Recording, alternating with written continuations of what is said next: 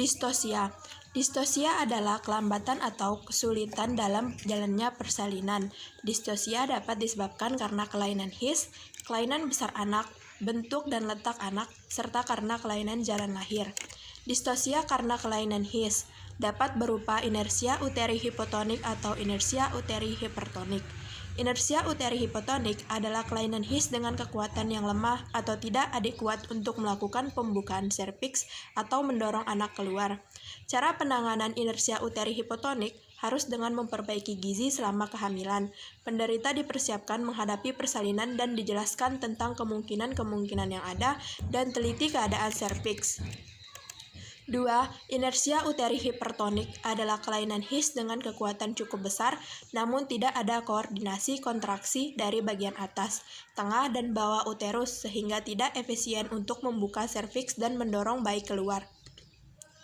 Faktor penyebab kelainan ini adalah rangsangan pada uterus, pemberian oksitosin yang berlebihan, ketuban pecah lama disertai infeksi.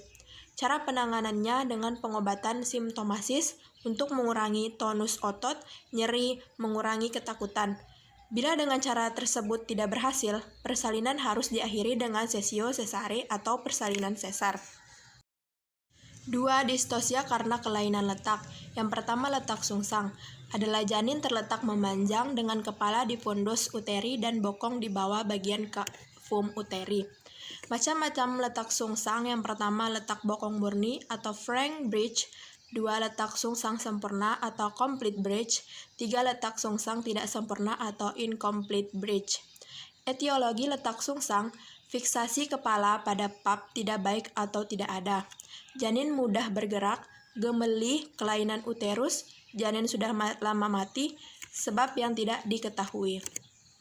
Diagnosis letak sungsang, pemeriksaan luar, janin letak memanjang, kepala di daerah pondus uteri, pemeriksaan dalam, teraba bokong saja, atau bokong dengan 1 atau 2 kaki. Syarat partus per vagina pada letak sungsang, janin tidak terlalu besar, tidak ada suspek CPD, tidak ada kelainan jalan lahir.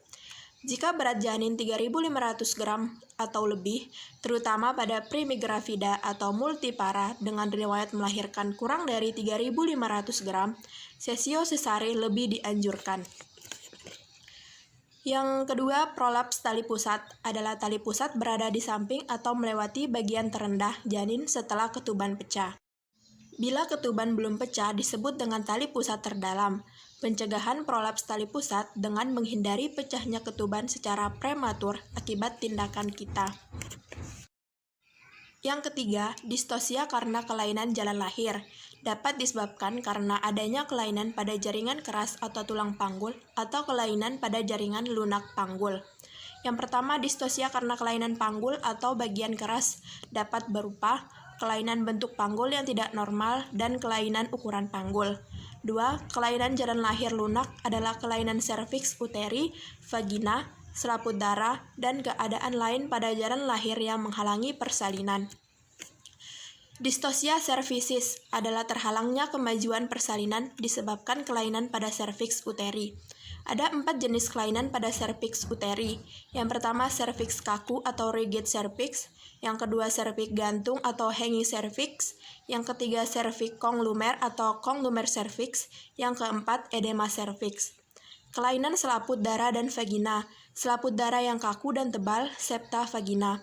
Yang ketiga, kelainan-kelainan lainnya, tumor jalan lahir lunak atau kista vagina, polip cervix, mioma uteri, kandung kemih yang penuh atau batu kandung kemih yang besar, rektum yang penuh skibala atau tumor, kelainan letak serviks yang dijumpai pada multipara dengan perut gantung, ginjal yang turun ke dalam rongga pelvis, kelainan-kelainan bentuk uterus, uterus bicorvus, uterus septus, uterus arcuatus, dan sebagainya.